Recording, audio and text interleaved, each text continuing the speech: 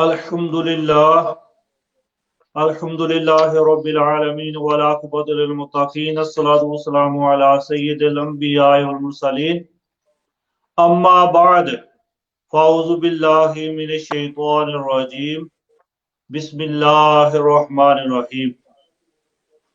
मुअज़्ज़ज़ सामीन व नाज़रीन, बरादरान इस्लाम, अस्सलामु अलैकुम व रहमतुल्लाहि व बरकातुहू। सिलसिला दावत तबलीग दीन और पैगाम इस्लाम लेकर मैं आपकी खिदमत आलिया में हाजिर हूँ। दुआ करें अल्लाह रब्बुल इज़्ज़त हमारा ये प्रोग्राम अपनी बारगाह अक़दस में कबूल और मंजूर फरमाए और इसको हमारे लिए ज़रिया नजात बनाए। हज़रात मोहतरम, जैसा कि आप जानते हैं कि हमारा ये जो प्रोग्राम है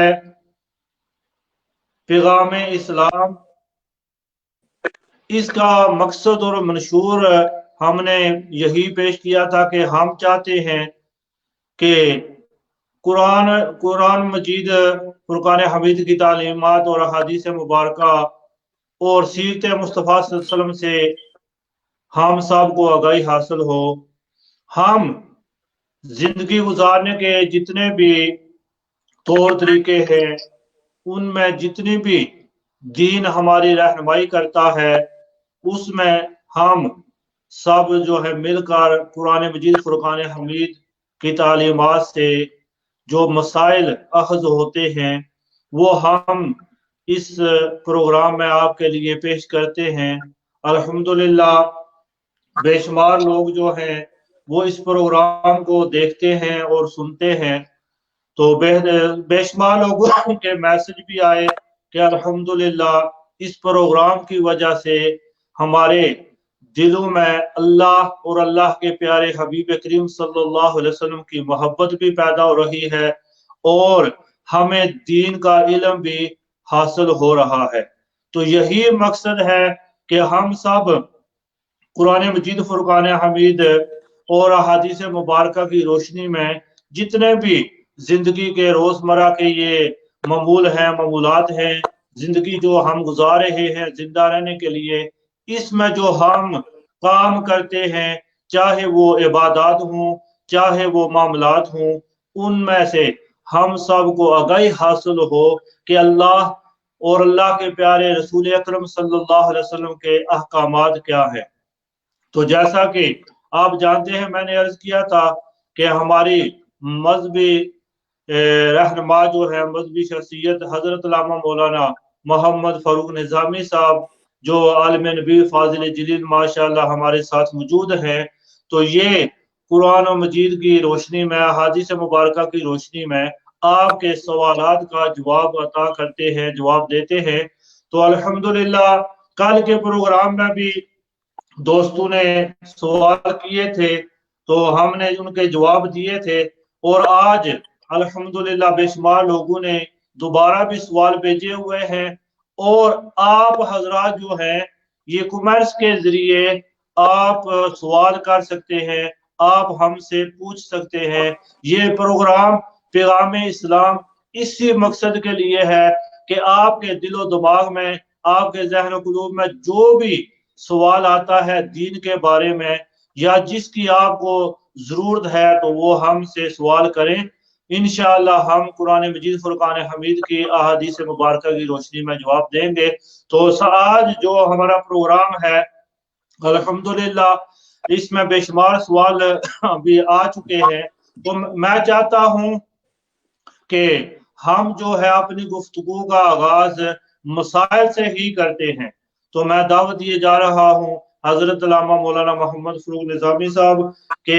हमारे पास जो आज सवाल हैं वो कुर्बानी के हवाला से हमने अर्ज किया था कि ये जो हफ्ता हम इसमें कुर्बानी के मसाइल और कुर्बानी के फजाइल पर गुफ्तगू करेंगे।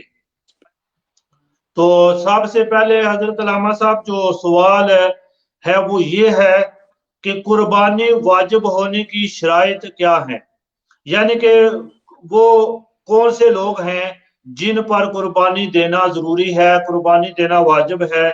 और साथ ही क्या एक घर में कई अफराद रहते हैं, तो एक घर में जितने भी अफराद रहते हैं, क्या उन सब पर भी कुर्बानी देना जरूरी होता है, वाजिब होता है?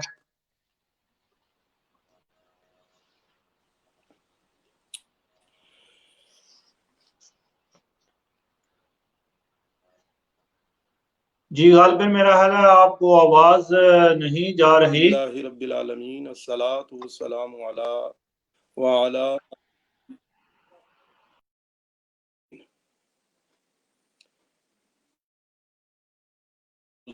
बिल्लाहि मिनश शैतानिर रजीम, बिस्मिल्लाहिर रब्बिका वन्हर, सदकल्लाहुल अज़ीम।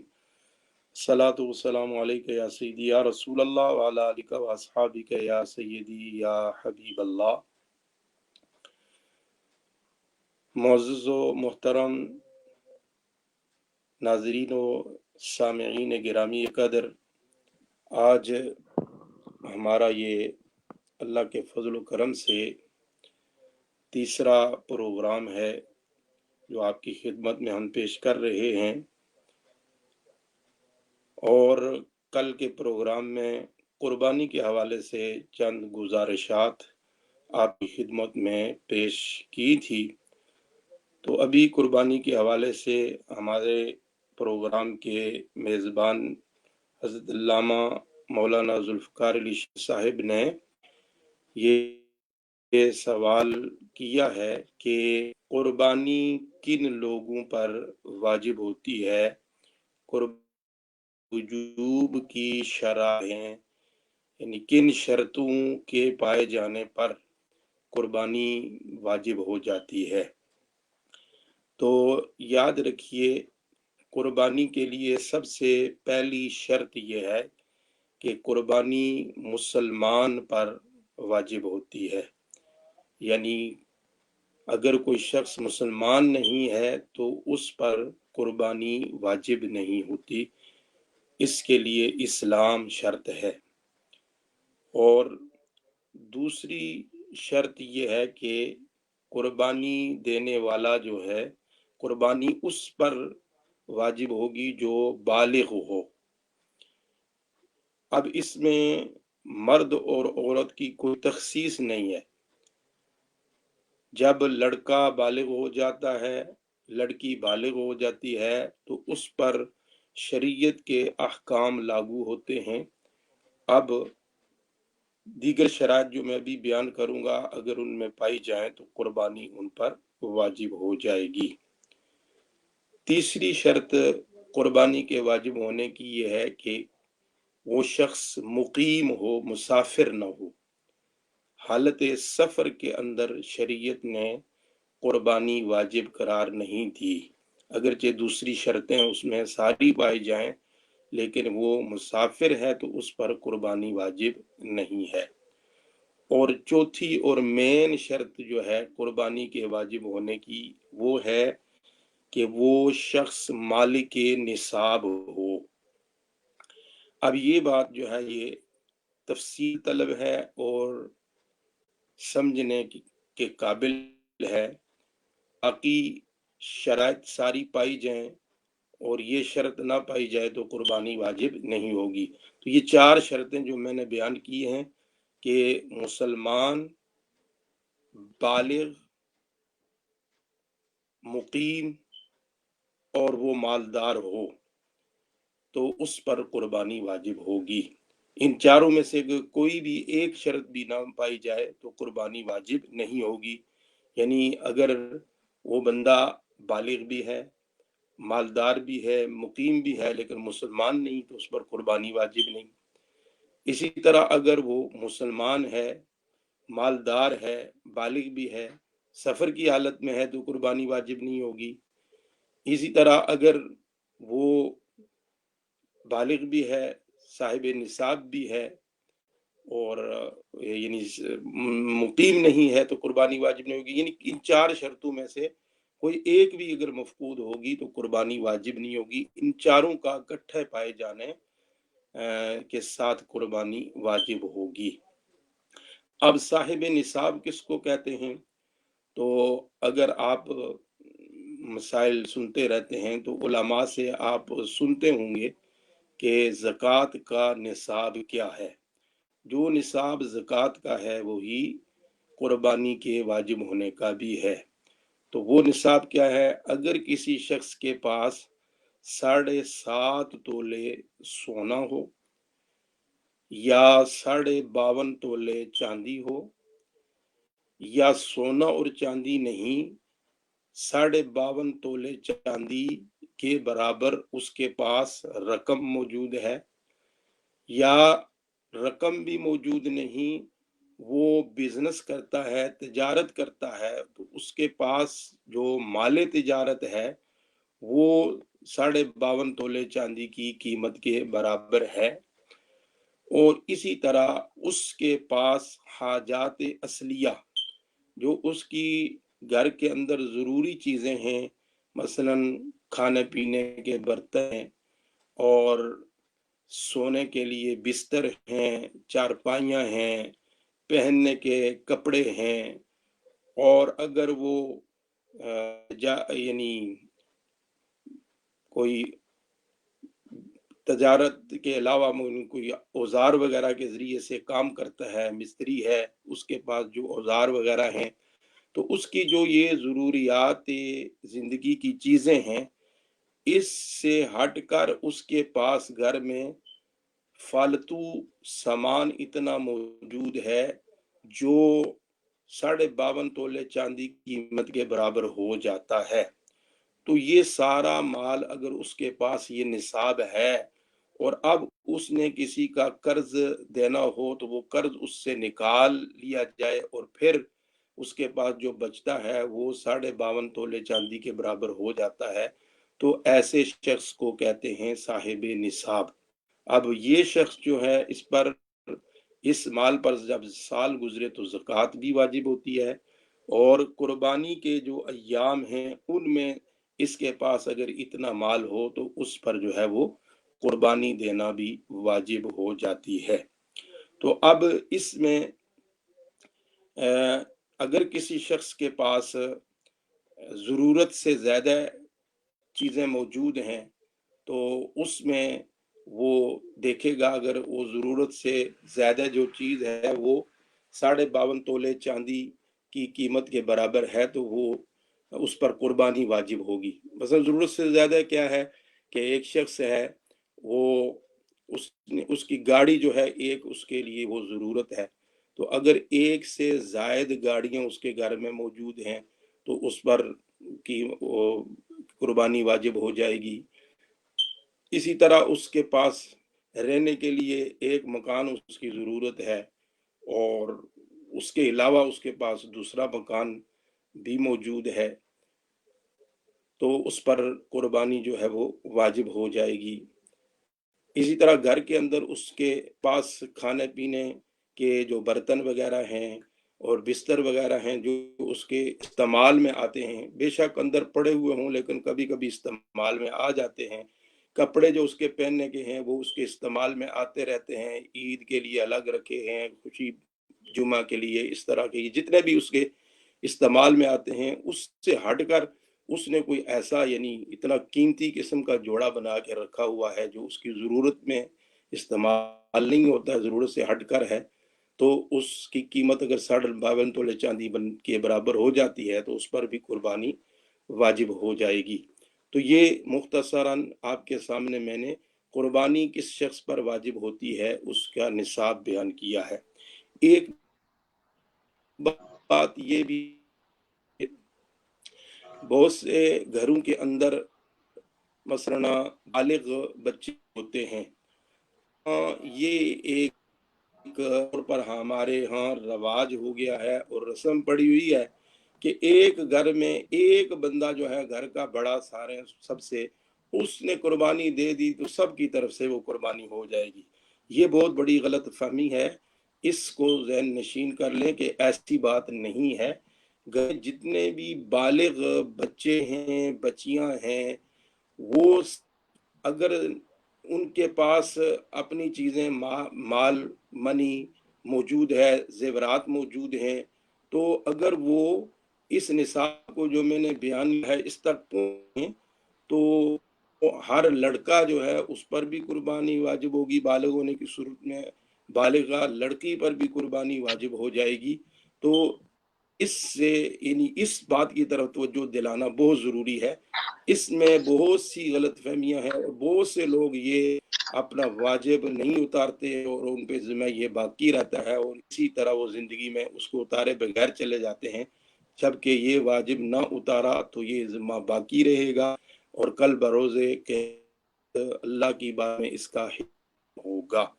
تو اس پر غور و فکر ضرور کرنا چاہیے کہ اپنے جو بچے گھر میں بالغ ہیں ان کا یعنی آج کل اکثر جو ہے وہ اپنے بینک بیلنس رکھتے ہیں، مثلا بچیاں ہیں تو ان کے پاس زیورات ہوتے ہیں اور نصاب سے زیادہ ہوتے ہیں۔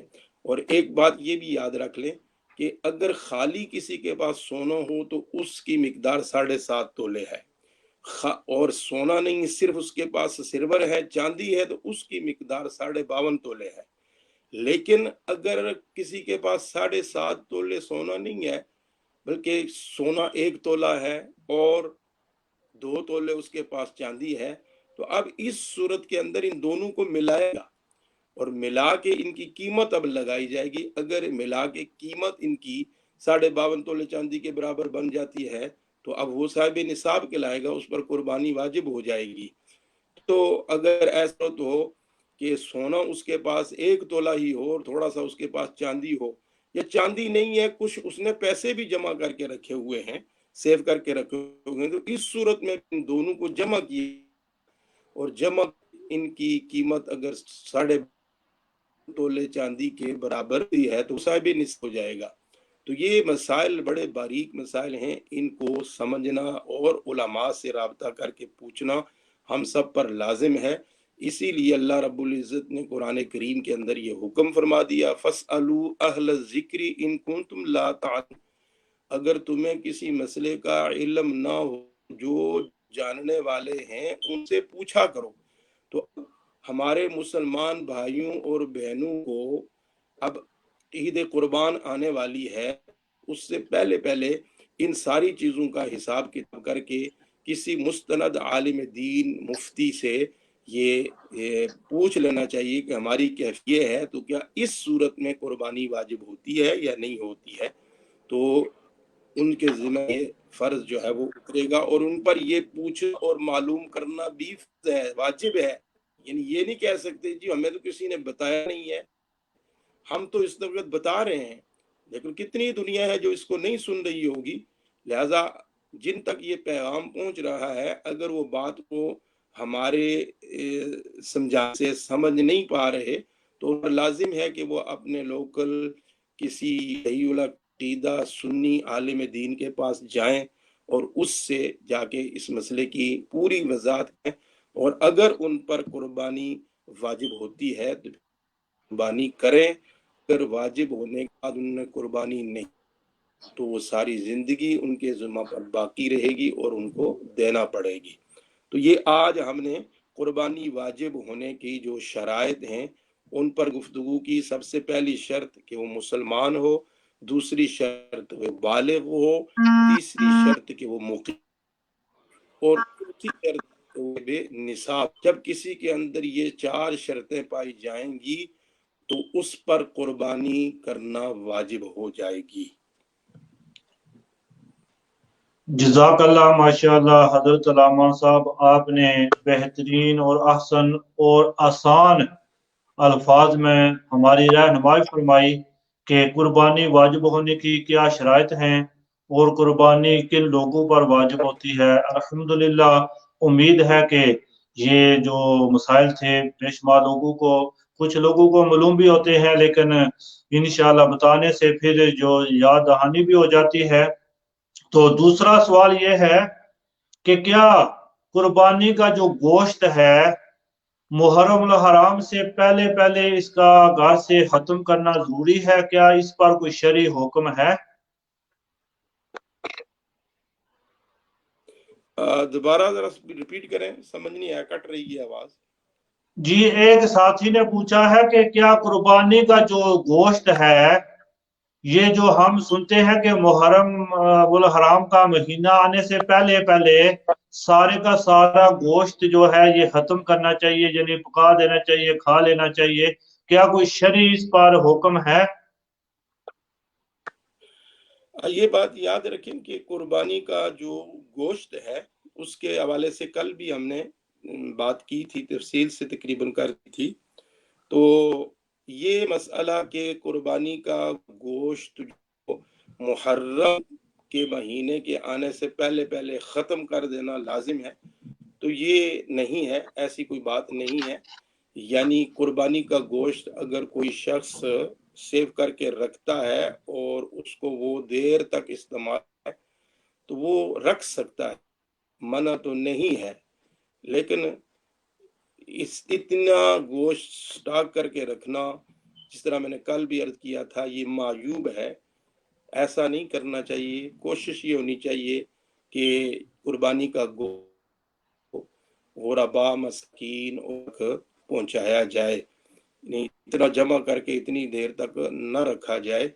اس میں ایک تو یہ کہ دوسرے لوگ جو ہیں وہ بدگمانی میں مبتلا ہوں گے جب ان کو پتہ چلے گا، اور دوسری صورت یہ کہ بھی نقطۂ نگاہ بھی یہ گوشت جو زیادہ دیر تک فریز کر کے رکھاتا ہے یہ صحت کے لیے مضر ہو جاتا ہے، مفید نہیں رہتا. تو کوشش کرنی چاہیے کہ یعنی پہلی تو جمع نہ ہی کریں، اور اگر کرتے ہیں تو کرنے کے لیے منع نہیں ہے. اگر وہ سال بھر بھی آپ کے پاس سیف رہتا ہے تو آپ اس کو رکھ کے استعمال کر سکتے ہیں.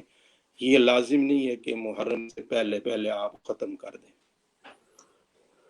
جزاک اللہ، ماشاء اللہ. ہمارے بھائی صاحب ہیں فیس بک پر، ان کی آئی ڈی چودھری صاحب لکھا ہے، نام بتایا تھا یاد نہیں رہا. وہ سعودی عرب میں رہتے ہیں اور سوال کر رہے ہیں کیا جس ملک میں آدمی رہتا ہو اسی ملک میں قربانی کر سکتا ہے، یا جیسے وہ سعودی عرب میں رہ رہے ہیں اور وہ اپنی قربانی جو ہے وہ پاکستان میں بھی جو ہے وہ دے سکتے ہیں؟ جو سوال مجھے سمجھ آیا میں ریپیٹ کر دیتا ہوں، اگر یہی ہے تو پھر اشارہ فرما دیجئے گا. مجھے جو سمجھ آیا کہ آپ یہ پوچھ رہے ہیں کہ قربانی جو بندہ جس جگہ پر موجود ہے وہاں ہی دینا اس کے لیے لازم ہے کہ وہ کسی دوسری جگہ پر قربانی کر سکتا ہے. جی بالکل یہی ٹھیک. پوچھ رہے ہیں. جی تو اس کے حوالے سے کہ یہ مستحب عمل جو بیان وہ تو یہی ہے کہ قربانی کرنے والا جو ہے وہ اپنے ہاتھ سے اپنا جانور خود ذبح کرے. لیکن اگر وہ کرنے کا طریقہ نہیں جانتا اور ذبح نہیں کر سکتا تو وہ دوسرے سے بھی ذبح کروا سکتا ہے.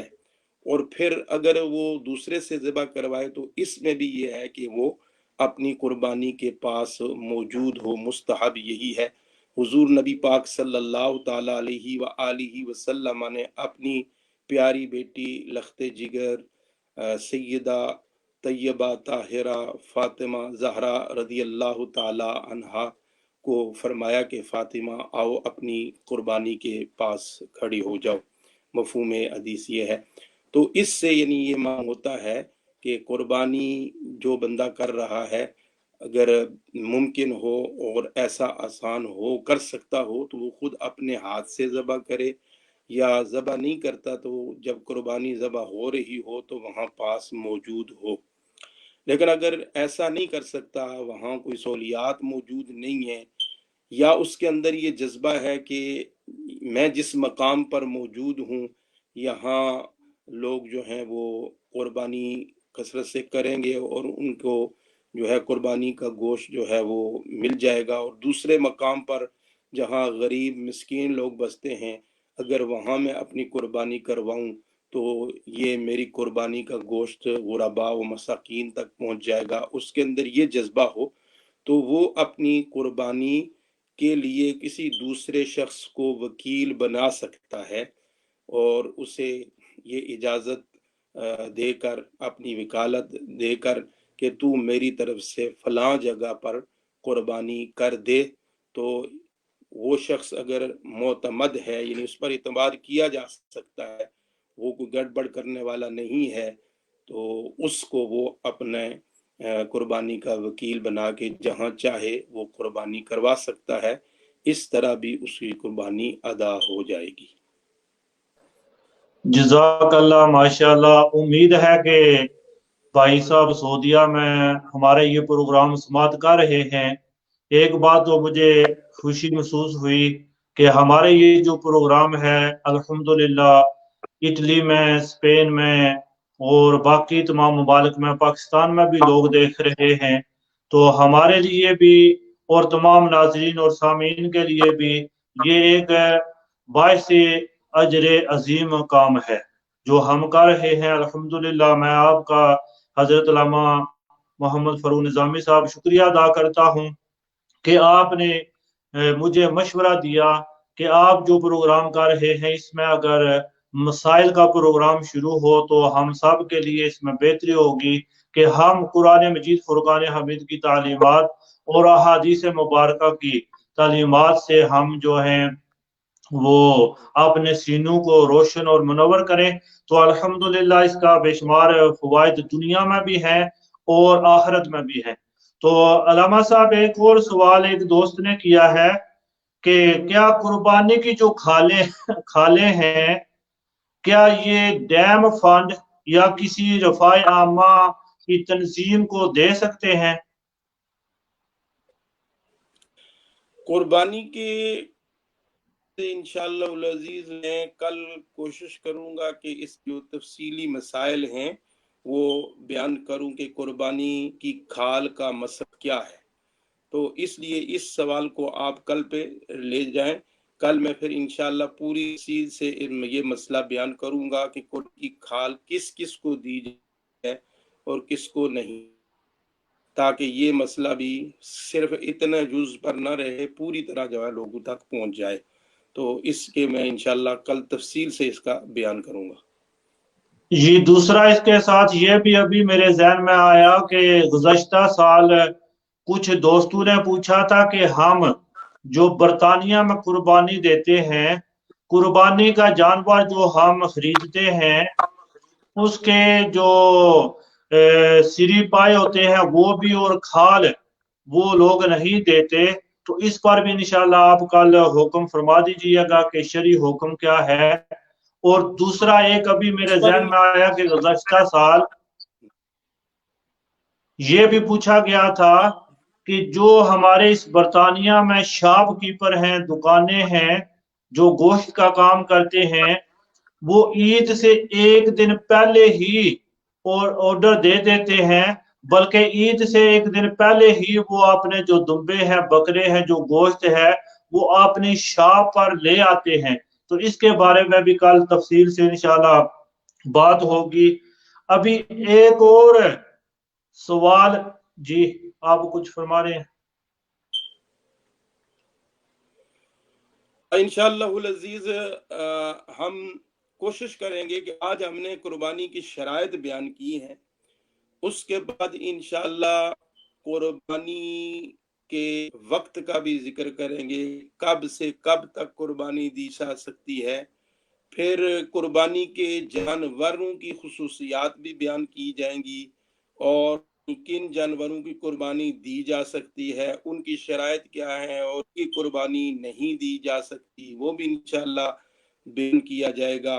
اور پھر انشاءاللہ العزیز گوشت کی تقسیم کے پہلے ہم نے بیان کیا ہے، خصوصاً انشاءاللہ العزیز یہ سارے پہلو سامنے رکھ کے بیان کریں گے کہ کس کو دے سکتے ہیں، کس کو نہیں دی جا سکتی ہے، یعنی اس پر انشاءاللہ میں چاہوں گا کہ اسپیشل یعنی بیان کروں۔ تو ابھی دوسرا سوال ایک آیا ہے کہ کیا رسول خدا صلی اللہ علیہ وسلم نے گائے کی قربانی یا گائے کا گوشت کھانے سے کہیں منع فرمایا ہے؟ کیا اس کی کوئی ممانعت آئی ہے حدیث پاک میں؟ دوبارہ میں پوری طرح آپ نہیں کر سکا۔ جی، کسی دوست نے یہ پوچھا ہے کہ کیا رسول اکرم صلی اللہ علیہ وسلم نے گائے کی قربانی یا گائے کا گوشت استعمال کرنے سے منع فرمایا ہے؟ کیا شریعت میں اس کی کوئی ممانعت آئی ہے؟ معذرت خواہ ہوں، آپ کا سوال نہیں مجھ تک صحیح پہنچ پا رہا۔ جی، میں عرض کرتا ہوں کہ کسی دوست نے یہ پوچھا ہے کہ کیا نبی کریم صلی اللہ علیہ وسلم نے گائے کی قربانی کرنے سے منع فرمایا ہے یا گائے کا کوئی گوشت استعمال کرنے سے کوئی شریعت میں اس کی ممانعت آئی ہے؟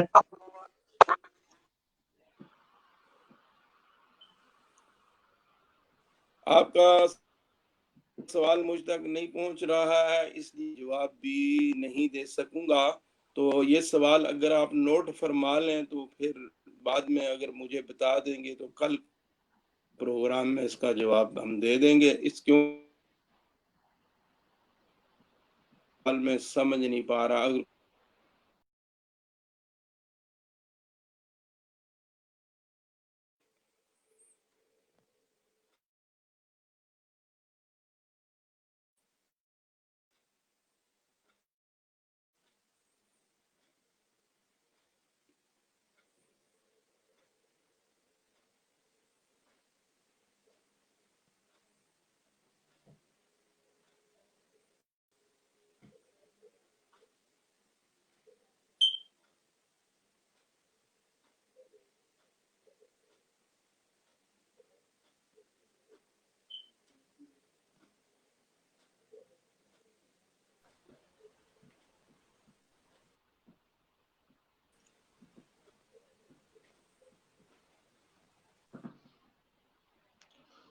جی، آپ ارشاد فرمائیں کوئی جو آپ بہتر سمجھتے ہیں۔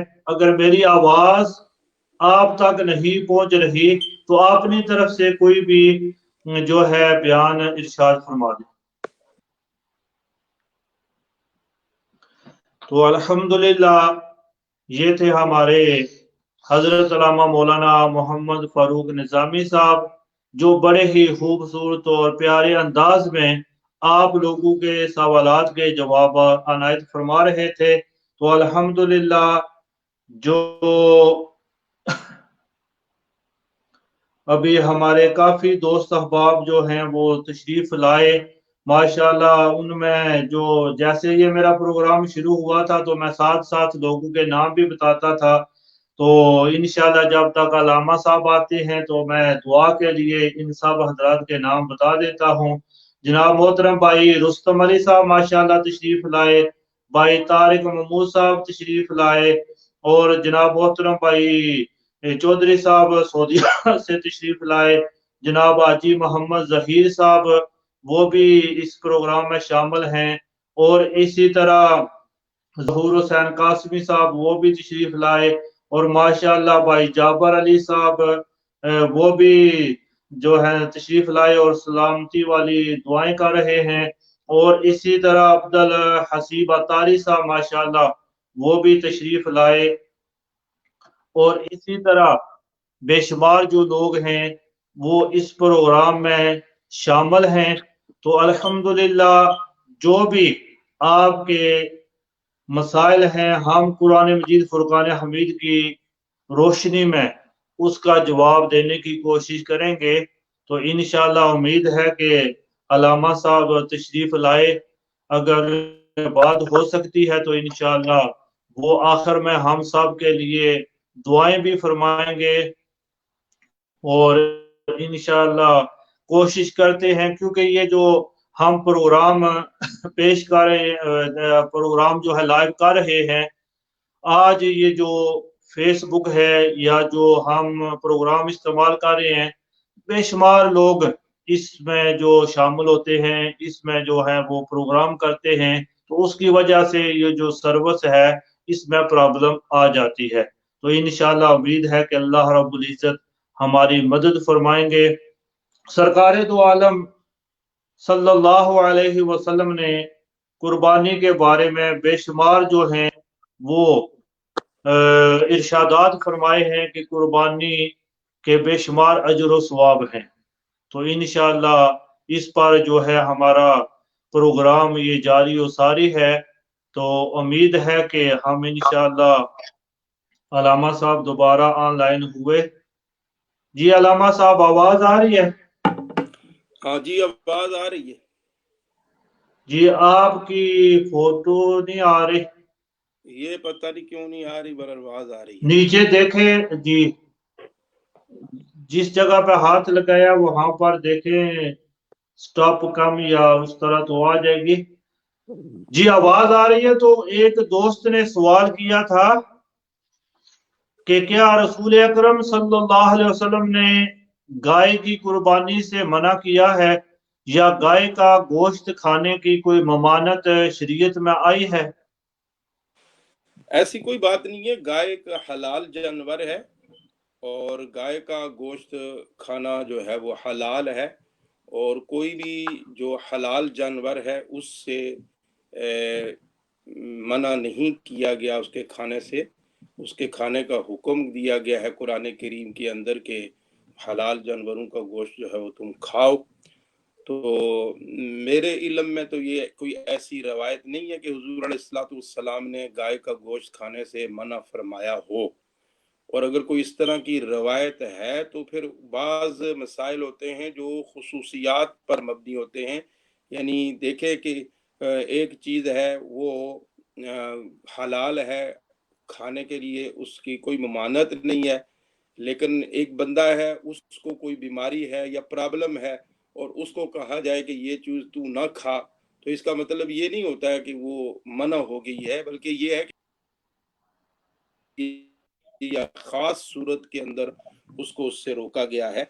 तो आम हालत में ऐसा नहीं है और मेरे इल्म में ऐसा नहीं कि हुजूर अलैहिस्सलाम ने गाय का गोश्त खाने से मना फरमाया हो। वल्लाहु व रसूलुहु आलम बिस्सवाब। जज़ाकल्लाह माशाअल्लाह।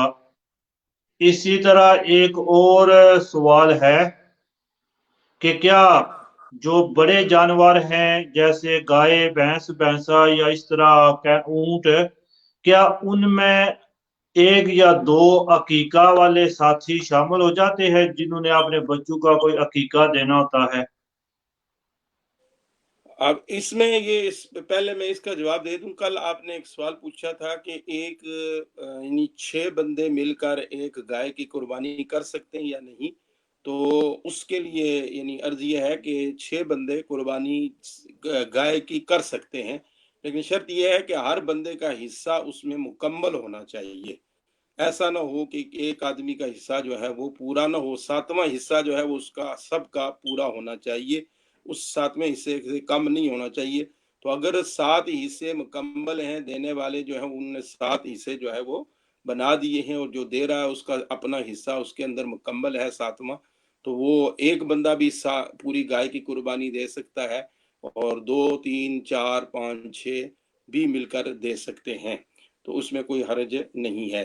और दूसरा जो सवाल आपने बताया है कि क्या यानी एक जानवर गाय है या ऊंट है तो उसके अंदर 7 आदमी जो है शरीक होकर 7 कुर्बानियां दी जा सकती हैं, तो क्या उसके अंदर हकीका जो है उसको भी शामिल किया जा सकता है? तो हकीका जो है ये भी कुर्ब इलाही के हुसूल का एक जरिया है। तो लिहाजा कुर्बानी के जानवर में अकीका जो है उसका हिस्सा शामिल किया जा सकता है। इसी तरह हज के दौरान जो दम वगैरह लाजिम हो जाता है उसको भी कुर्बानी के जानवर के अंदर शामिल करके उसके ज़रिए से हिस्सा डालकर दम भी दिया जा सकता है। तो कुर्बानी के अंदर अगर कुछ आदमी मसलन शरीक हैं और कुछ का इरादा कुर्बानी करने का है और कुछ जो है वो अकीका करना चाहते हैं तो फिर वो कर सकते हैं, लेकिन शर्त यह है कि हर एक का 7वां हिस्सा जो है वो मुकम्मल होना चाहिए। और इसमें एक ये भी ज़हन नशीन कर लें कि जब कुर्बानी मिलकर हिस्सेदार कोई एक जानवर कुर्बानी करते हैं तो उसमें कुछ एहतियातें बहुत ज़रूरी हैं कुर्बानी के दुरुस्त होने की। पहली शर्त तो ये है कि सातों के सातों आदमी जो हैं वो मुसलमान हों, यानी उसमें जो हिस्सेदार बन के 7 कुर्बानियां एक जानवर के जरिए से दे रहे हैं तो वो सारे के सारे सहीहुल अकीदा मुसलमान होने चाहिए। अगर उनमें कोई एक भी गैर मुस्लिम हुआ, कोई ऐसा बदअकीदा हुआ कि जिसके अकायद कुफरियात हैं, तो वो मुसलमान नहीं होगा। अगरचे वो कलमा पढ़ता हो, कुरान पढ़ता हो, नमाज पढ़ता हो, रोजे रखता हो, हज करता हो, उम्रे करता हो, सब कुछ करता हो, लेकिन उसके अकायद कुफरिया हैं तो वो इन अमाल के करने के बावजूद वो काफिर है। जिस तरह के कादियानी हैं, वो कलमा भी पढ़ते हैं, अजाने भी पढ़ते हैं, नमाजें भी पढ़ते हैं, सब कुछ करते हैं, लेकिन वो कतई काफिर हैं, यकीनी काफिर हैं, इसलिए कि वो हमारे आका सल्लल्लाहु ताला अलैहि वसल्लम की खत्मे नबुव्वत के मुनकिर हैं। तो सब कुछ करने के बावजूद वो मुसलमान नहीं हो सकते, वो पक्के काफिर हैं, बल्कि उनके कुफर में जो शक करे वो भी काफिर है। तो लिहाजा अगर कोई आपके साथ ऐसा शख्स शरीक हो गया जो कादियानी है और वो कहता है जी मैं भी देखो मुसलमान है, मैं कलमा पढ़ता हूँ, मैं नमाज भी आपकी तरह पढ़ता हूँ, मैं उसी कुरान की तिलावत करता हूँ, मैं सब कुछ करता हूँ, लेकिन मिर्जा साहब जो हैं उनको मैं अपना रहनुमा मानता हूँ, यानी ये भी अगर ये भी कहे कि मैं नबी नहीं मानता हूँ, मिर्जा साहब को मैं सिर्फ अपना पीर मानता हूँ, तुम भी तो पीर मानते हो दूसरे लोगों को, तो ऐसा मिर्जे को किसी भी सूरत में सही मानने वाला मुसलमान नहीं हो सकता है। ख्वाब उसको मुजद्दिद माने, ख्वाब उसको मसीह माने, ख्वाब उसको पीर माने, ख्वाब उसको अपना कोई रहनुमा माने, जो मिर्जे को किसी भी जहत से सही कहता है तो वो काफिर है, क्योंकि मिर्जा के कुफर में शक करना भी कुफर है। लिहाजा अगर कोई 7 आदमियों में से एक आध कादियानी शामिल हो गया तो सब की कुर्बानी खत्म, किसी की भी कुर्बानी दुरुस्त नहीं होगी। इसी तरह वो लोग जो कादियानी तो नहीं है लेकिन उनके अकायद कुफरिया हैं, यानी जिन पर यानी कुफरिया इबारात की वजह से उलमाए हरमैन ने और उलमाए हक अहले सुन्नत ने कुफर का फतवा जारी फरमाया, अगर उन अकायद के हामिल लोग भी आपकी कुर्बानी में शामिल हो जाएंगे तो आपकी कोई एक भी इसमें शामिल हो गया तो किसी की कुर्बानी नहीं होगी।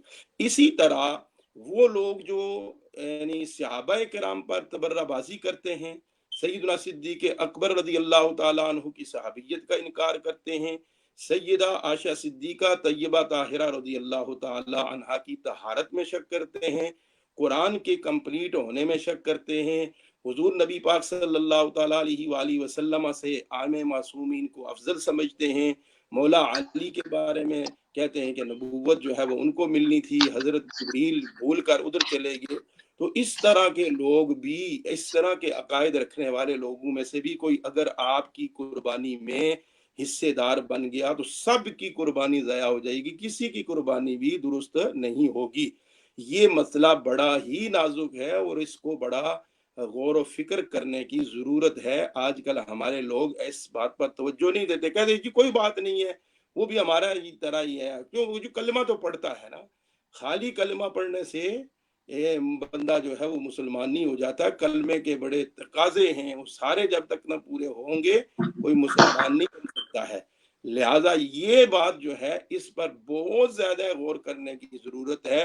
अगर किसी शख्स ने इस पर तवज्जो ना दी, किसी भी बद अकीदा जिसके अकायद कुफरिया हैं उसको कुर्बानी में हिस्सेदार बना लिया तो सबकी कुर्बानी ज़ाया हो जाएगी, किसी की भी कुर्बानी कबूल नहीं होगी।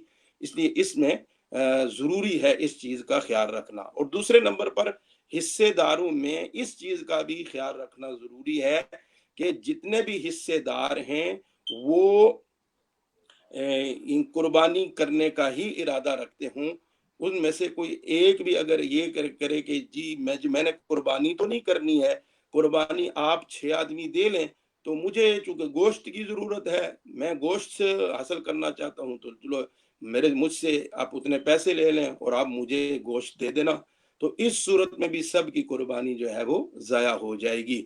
تو اس میں جو حصے دار بن کے قربانی کرتے ہیں ان کے لیے سب سے پہلی شرط ہے وہ سارے کے سارے صحیح العقیدہ کٹر قسم کے سنی مسلمان ہونے چاہیے، اور دوسرا یہ کہ وہ سارے کے سارے جو ہیں وہ اللہ کی رضا کے لیے قربانی کرنے کے ارادے سے قربانی دے رہے ہوں، نہ کہ ان میں سے کسی کے ایک کا گوشت حاصل کرنے کا ارادہ ہو۔ تو یہ بات جو ہے آپ کی خدمت میں گزارش ہے، اس کو عام کریں، یہ بہت ضروری بات ہے، یہ لوگوں تک پہنچانی چاہیے۔ بہت سے ہمارے لوگ سستی کر کے اس بات کی پرواہ نہ کر کے اپنی قربانیوں کو ضائع کرتے ہیں۔ اللہ تعالیٰ ہمیں سمجھنے کی توفیق عطا فرمائے۔ جی حضور قبلہ، ہمارے پاس ابھی 2 سوال باقی ہیں آج کے۔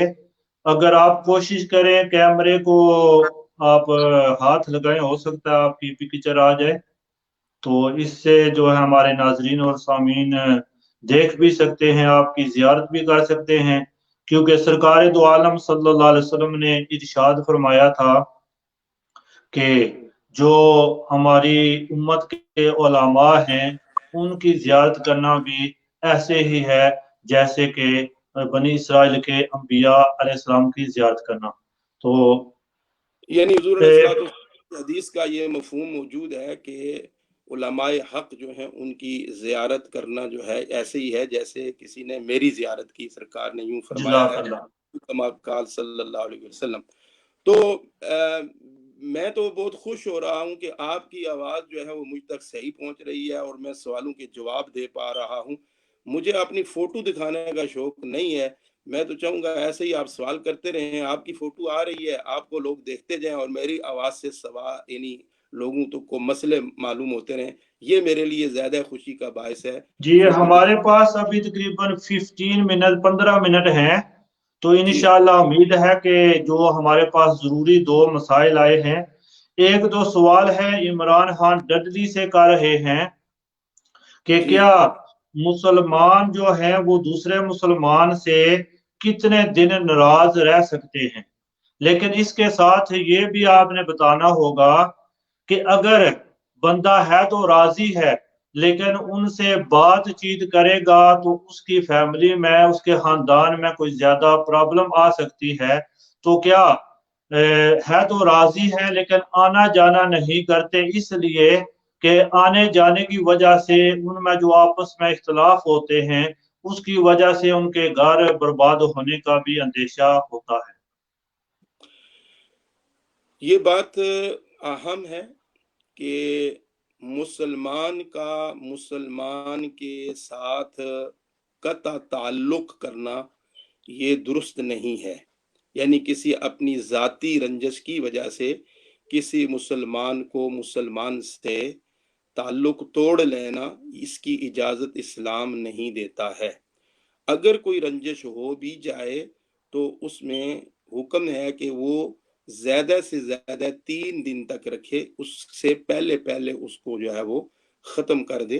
حدیث پاک کا مفہوم ہے کہ جو شخص کسی مسلمان بھائی کے ساتھ اپنا تعلق کسی اپنی ذاتی رنجش کی وجہ سے توڑتا ہے تو 3 دن سے پہلے پہلے وہ اس کو ختم کرے، اور اگر وہ ختم نہیں کرتا، اس کو جاری رکھتا ہے، تو وہ دونوں آدمی جب اللہ کی بارگاہ میں ان کا نامہ اعمال پیش ہوتا ہے تو اللہ رب العزت ان کے نامہ اعمال کی طرف نگاہ رحمت نہیں فرماتا، فرشتوں کہتا ہے ان کو ہٹا دو، ان کو اپنے حال پہ چھوڑ دو جب تک یہ درست نہیں ہو جاتے۔ تو اس طرح حدیث کا مفہوم آپ کی خدمت میں عرض کر رہا ہوں۔ تو کسی کے ساتھ بھی کسی ذاتی رنجش کی وجہ سے تعلق نہیں توڑنا چاہیے، اور اگر کہیں اس طرح کی صورتحال پیدا بھی ہو جائے تو اس کو طول نہیں دینا چاہیے، جلدی سے اس کو ختم کرنے کی کوشش کرنی چاہیے۔ اور اگر ان دونوں کے درمیان مثلا خود ختم کرنے کی وہ نہیں جرت کر رہے تو ہم مسلمانوں کو یہ حکم ہے وَأَصْلِحُوا بَيْنَ أَخَوَيْكُمْ کہ اپنے بھائیوں کے درمیان جو ہے وہ صلح کرواؤ، اور صلح کروانے کی بھی بہت بڑی فضیلت ہے اور بہت بڑا ثواب ہے۔ تو یہ تو نفس مسئلہ آپ کی خدمت میں پیش کر دیا کہ یہ ذاتی رنجش کی بنا پر ہے، اور اگر کسی دینی معاملہ کی وجہ سے، کوئی شرعی پرابلم کی وجہ سے کوئی کسی کو چھوڑتا ہے، اس سے تعلق توڑتا ہے، جس طرح میں عرض کر رہا تھا کوئی عقیدے کی خرابی ہے اور وہ بندہ بد عقیدہ ہے، اس کا رشتہ دار ہے، قریبی ہے، پڑوسی ہے، جیسا بھی ہے، اور وہ عقائد اس کے درست نہیں ہے، تو اب تو اس کے ساتھ تعلق رکھنا منع ہے، یعنی بد عقیدہ لوگوں کے ساتھ، بد مذہب لوگوں کے ساتھ یعنی تعلق رکھنا جو ہے وہ اسلام نے منع کیا۔ حدیث پاک کا مفہوم ہے کہ یہ اہل بدعت جو ہیں، بد مذہب لوگ جو ہیں، ان کا کوئی بندہ مر جائے تو ان کے جنازے میں شریک نہ ہو، ان کے ساتھ بیٹھ کے کھانا نہ کھاؤ، ان کا کوئی بیمار ہو تو تیمارداری نہ کرو، ان کو جو ہے وہ سلام نہ کرو، تو ان کے ساتھ تو تعلق نہ رکھنے کا حکم دیا گیا ہے۔ تو اگر کوئی بد عقیدگی کی وجہ سے، کسی کے عقائد خراب ہونے کی وجہ سے اس سے ناراض ہوتا ہے، اس سے دور ہوتا ہے، یہ تو اسلام کا حکم ہے اور اس میں اس کو ثواب ملے گا، اس لیے کہ وہ اس کو اللہ اور اس کے رسول کی وجہ سے چھوڑ رہا ہے۔ اور حکم بھی یہی ہے، الحب فی اللہ والبغض فی اللہ، کہ کسی کے ساتھ محبت کرو تو وہ بھی اللہ کے لیے، اور کسی کے ساتھ دشمنی رکھو تو وہ بھی اللہ کے لیے۔ اب دوسری بات آپ نے کہی کہ بعض اوقات ایسا ہوتا ہے کہ بندہ کسی رشتہ دار کے ساتھ ناراض نہیں ہوتا ہے، پڑوسی یا کسی تعلق والے کے ساتھ، لیکن وہ اس کے گھر نہیں جاتا ہے یا اس کے ساتھ قرب نہیں رکھتا اتنا، تو کیا یہ درست ہے؟ تو یاد رکھیے، مسلمان کا دوسرے مسلمان کے بارے میں دل کے اندر کینہ رکھنا، بغض رکھنا، یہ منع ہے۔ اور اگر وہ اس کے ساتھ قریب نہیں ہوتا ہے، اس کے ساتھ میل ملاقات میں تھوڑا سا فاصلہ رکھتا ہے، اور اس کے دل میں اس کے بارے میں کوئی بغض یا کینہ وغیرہ، حسد، اس طرح کی کوئی بیماری نہیں ہے، تو اس میں کوئی حرج نہیں ہے۔ بلکہ جس طرح آپ نے یہ جذبات پیش کیے کہ خدشہ ہے کہ اگر میں اس کے گھر میں زیادہ آتا جاتا ہوں یا اس کی فیملی کے ساتھ زیادہ میل جول رکھتا ہوں تو شریعت کی خلاف ورزی ہو سکتی ہے، ہمارے مثلا درمیان جو ہے وہ غیبتوں کے، چغل خوریوں کے بازار جو ہے وہ کھل جائیں گے۔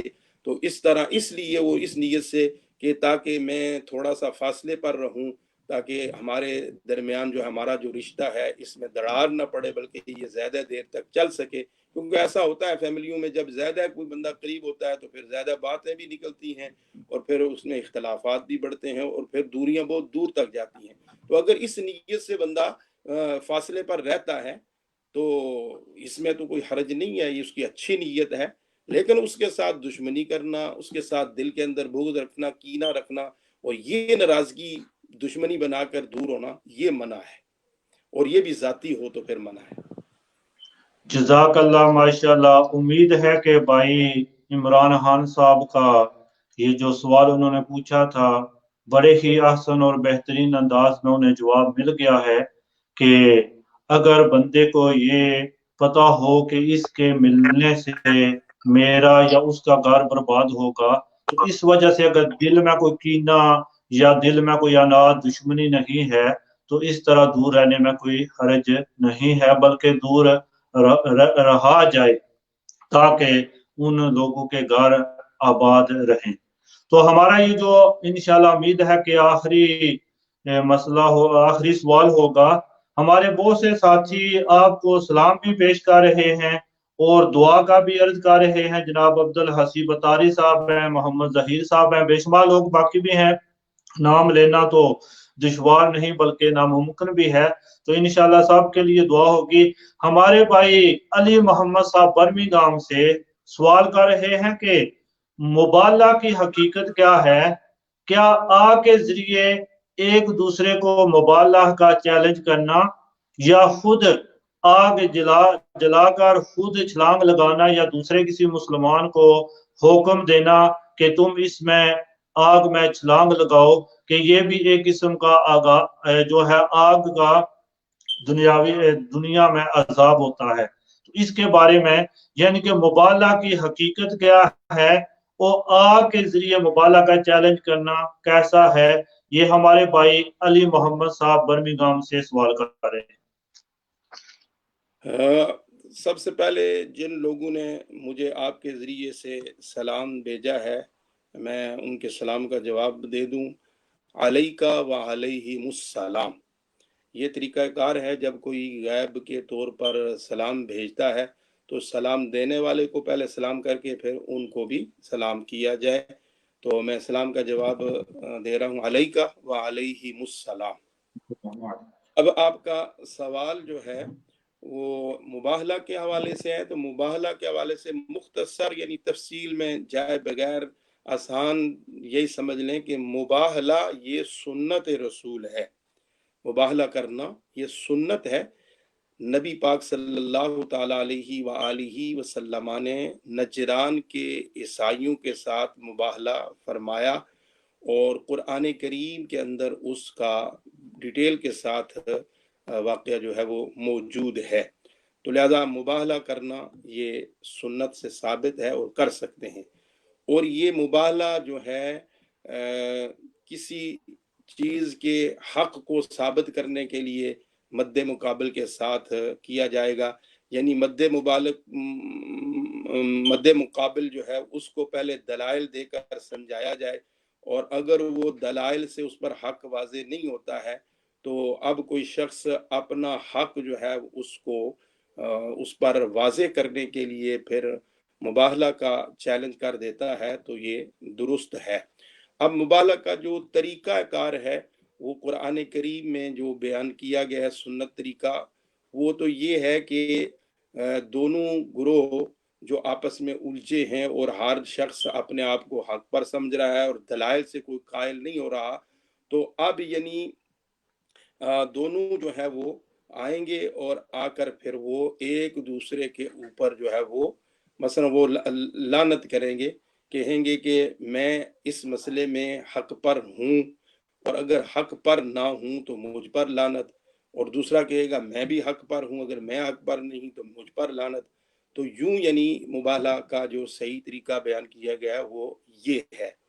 اب یعنی یہ آگ کے ذریعے سے کہ آگ میں کودنے کا چیلنج کر دینا، اور اسی طرح مینار پاکستان پہ چڑھ کے چھلانگ لگانے کا چیلنج کر دینا، اس طرح کے یہ طریقے یعنی اگرچہ سنت طریقے سے یہ نہیں ہے، لیکن اگر مد مقابل کو اس طرح سمجھایا جا سکتا ہے، اور بندہ جو ہے وہ ہے بھی یعنی دین کا مسئلہ ہے اور یہ ایسا مسئلہ ہے کہ اس پر اب یعنی یوں ہی کر کے اس کی حقانیت کو واضح کیا جا سکتا ہے، تو پھر وہ اس طرح کر سکتا ہے۔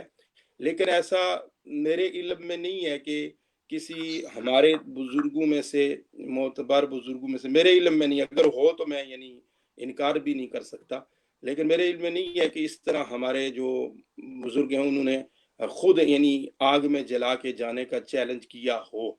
ہمارے محققین نے وہ اسی طریقے کو فالو کرتے رہے، قسم یعنی جو لعنت کا طریقے ہے اسی کے ذریعے سے ہی کرتے رہے ہیں۔ تو ایسی بات موجود ہے کہ کافروں نے آگ جلا کر جو ہے اہل حق کو آگ میں پھینکا اور پھر ان کو آگ نے نہیں چلایا، جس طرح کہ قرآن کریم میں حضرت ابراہیم علیہ السلام کا واقعہ موجود ہے، اور اسی طرح حضور علیہ السلام کے ایک صحابی، ان کا نام اس وقت میرے ذہن میں نہیں آ رہا ہے، ان کا بھی ہے، ان کو بھی آگ میں ڈالا گیا اور پھر آگ جو ہے وہ نے جو ہے ان پر اثر نہیں کیا۔ ختم نبوت کے حوالے سے اسود عنسی نے غالباً ان کو جو ہے وہ آگ جلا کر جو ہے ان کو پھینکنے کے لیے کہا، تو انہوں نے دیکھا کہ اس نے آگ جلائی، انہوں نے پوچھا کہ کیا کرنے لگے ہو اس میں؟ انہوں نے کہا کہ آپ کو اس میں ڈالنا ہے۔ غالباً ان کا نام مسلم خولانی ہے یا کوئی اور، اگر میرے ذہن میں نہیں صحیح آ رہا ہے، تو اس طرح صحابی رسول ہے، یا انہوں نے غالباً صحابی بھی نہیں ہے، تابعی ہیں۔ تو انہوں نے جب کہا کہ آپ کو اس آگ میں ڈالنا ہے، کہ آپ اسود انسی نے کہا کہ آپ میری نبوت کے قائل نہیں ہیں، تو آپ نے فرمایا تمہیں ڈالنے کی ضرورت نہیں ہے، میں خود ہی چلا جاتا ہوں، اور خود ہی وہ آگ میں چلے گئے اور آگ کے اندر سے گزر کر پھر ٹر کر پھر واپس آ گئے۔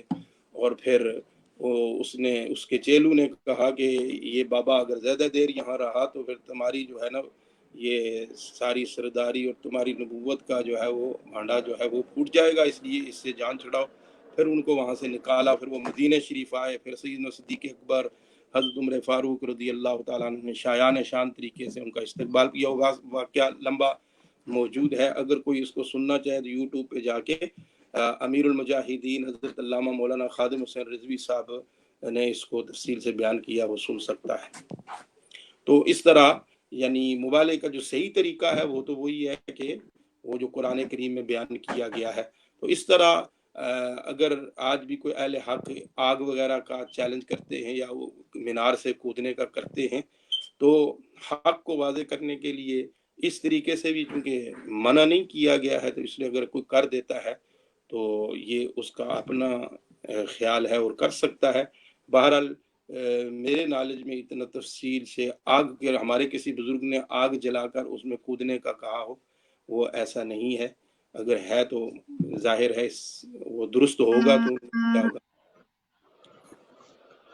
جزاک اللہ خیر، احسن الجزا۔